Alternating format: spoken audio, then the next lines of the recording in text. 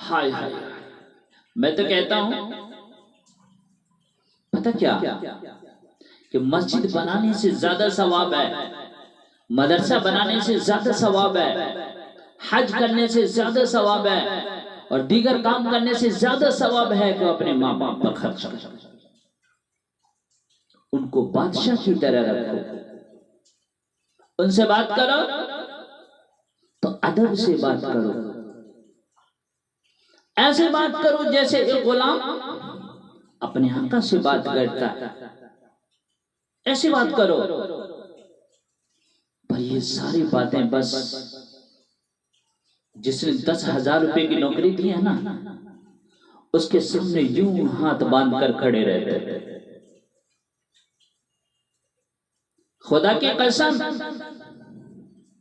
تمہیں پتہ ہی نہیں ہے کہ ماں کیا چیز ہے، ماں باپ کیا چیز ہے۔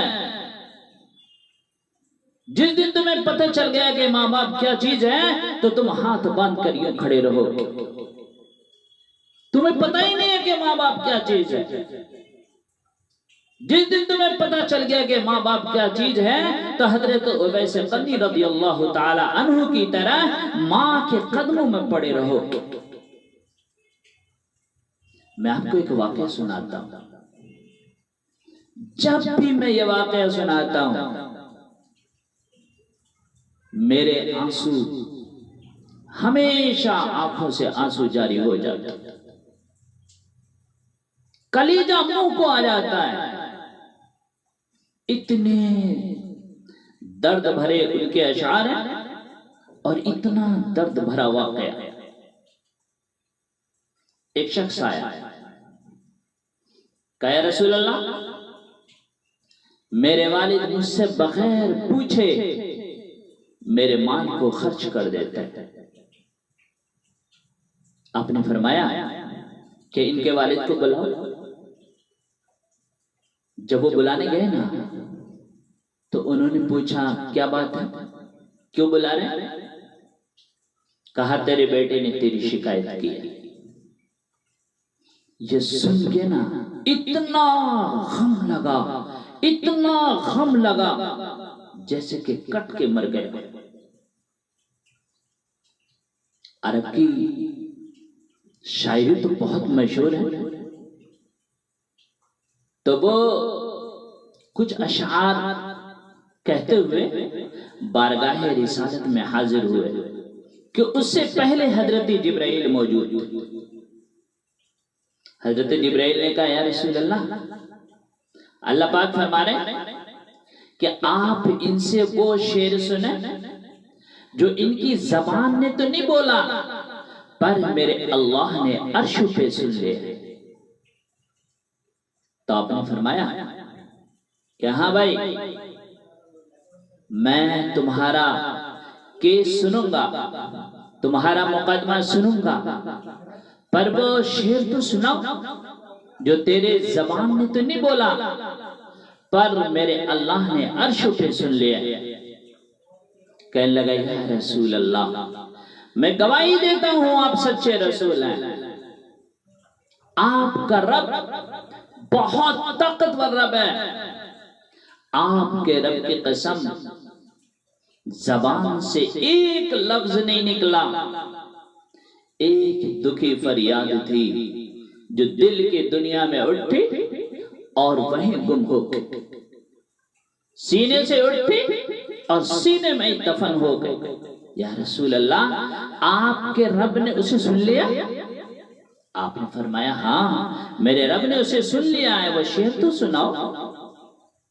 تو وہ کہنے لگا وَزَوْتُكَ مَوْلُودًا وَمُؤْتُكَ يَافِعًا تَعُلُّ بِمَا أَزْنِي عَلَيْكَ وَتَنْهَلُ وَإِذَا ضَاكَتْكَ بِالسَّقْمِ لَمْ أَبِدْ بِالسَّقْمِكَ إِلَّا سَاهِرًا أَتَمَلْمَلُ كَأَنِّي أَنَا الْمَتْرُوكُ دُونَكَ بِالَّذِي تُرِدْتَ بِهِ دُونِي فَعَيْنِي تَهْمَلُ تَخَافَ الرِّدَى نَفْسِي عَلَيْكَ وَإِنَّهَا لِتَعْلَمَ أَنَّ الْمَوْتَ وَقْتًا مُؤَجَّلُ فَلَمَّا بَلَغْتَ السِّنَّ وَالْغَايَةَ الَّتِي إِلَيْهَا مَا مَضَى فِيكَ كُنْتُ وَأَمِّلُ جَعَلْتَ جَزَائِي غِلْظَةً وَفَضَاءً ضاجة كأنك أنت المنعم المتفضل فليتك إذ لم تعو حق أبوتي فعلت كما الجار المجابر يفعل فأوليتني حق الجبار ولم تكن علي بما لم دون مالك توخل.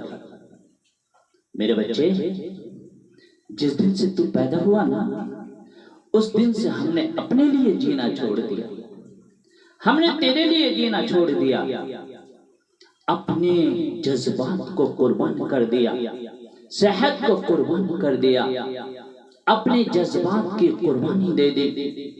میرے بچے، تیرے چہرے کی ایک مسکراہٹ دیکھنے کے لیے ساری رات کام کیا، سارا دن کام کیا، کبھی گرمی میں، کبھی سردی میں، کبھی گرمی سے لڑا، کبھی سردی سے لڑا، کبھی موسم سے لڑا، کبھی بھوک سے لڑا.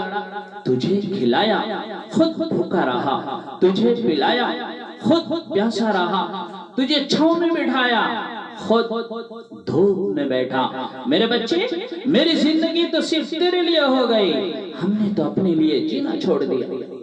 میرے بچے، جب کبھی تو بیمار ہوتا، میں تیری ماں تیرے سرہانے بیٹھ کر دھڑ دھڑ دل دھڑک رہے ہوتے تھے، کہیں مر نہ جائے، کچھ ہو نہ جائے، اسے جلدی سے ڈاکٹر بلاؤ، اسپتال لے کے چلو، جلدی سے اس کا علاج کراؤ.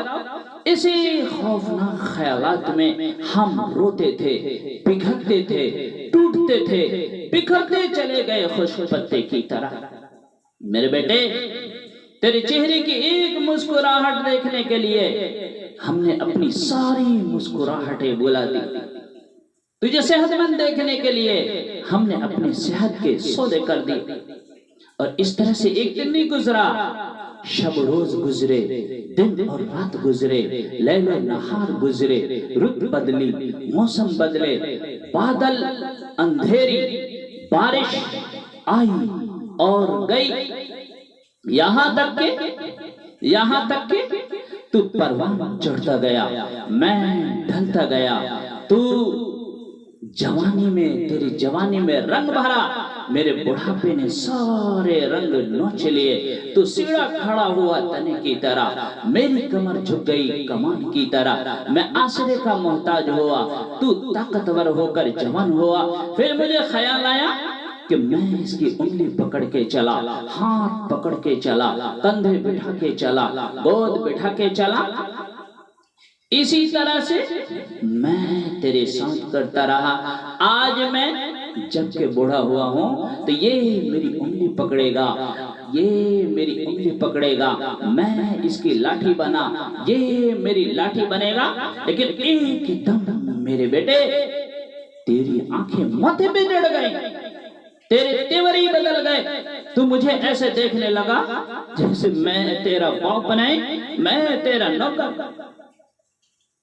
میں نے تو کہا میں اپنی زندگی کو جھٹلا رہا تھا، میں خواب دیکھ رہا تھا کہ میں ایک باپ ہوں.